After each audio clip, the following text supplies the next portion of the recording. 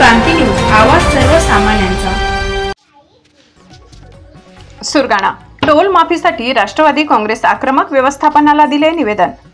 सुरगाणा तालुक्यातील पांडाणे येथे नव्याने सुरू झालेल्या टोल नाक्यावरून स्थानिक नागरिकांना रोजच्या ये-जा करताना अडचणी येत आहेत। या टोल नाक्यावरून मोठ्या प्रमाणात शेतकरी, नोकरदार, व्यावसायिक यांना नाशिक, दिंडोरी, वणी, पिंपळगाव आणि इतर गावांमध्ये जाण्यासाठी वारंवार प्रवास करावा लागतो। त्यामुळे स्थानिक रहिवाशांना ओळखपत्र, आधार कार्ड, मतदान ओळखपत्र, वाहन परवाना इत्यादी सादर करून टोल माफी द्यावी अशी मागणी सुरगाणा तालुका व राष्ट्रवादी काँग्रेस पक्षाने केली आहे।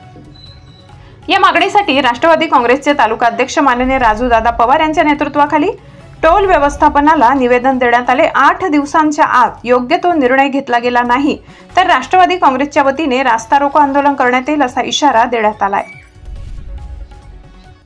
निवेदनात स्पष्ट करण्यात आले की जर प्रशासनाने योग्य निर्णय घेतला नाही आणि त्यामुळे कायदा सुव्यवस्थेचा प्रश्न निर्माण झाला तर त्याला टोल व्यवस्थापन जबाबदार असेल। यावेळी सरपंच अशोक गवडी, शस्त्री गावित, रमेश गायकवाड, उत्तम गांगोडे, शिवाजी पवार, अल्केश इखंडे, मोहन जाधव, परशुराम कांबडी, श्याम पवार, सुधाकर भोये यासह अनेक पदाधिकारी आणि कार्यकर्ते उपस्थित होते। सध्या टोल व्यवस्थापन आणि प्रशासनाच्या भूमिकेकडे सर्वांचे लक्ष लागले। जर टोल माफीचा निर्णय लवकरच घेतला गेला नाही तर सुरगाणा तालुका राष्ट्रवादी काँग्रेस पक्ष मोठे आंदोलन छेडणार असल्याचे स्पष्ट संकेत दिले आहेत। महाराष्ट्र क्रांती न्यूज साठी प्रतिनिधी गणेश धुडे, सुरगाणा।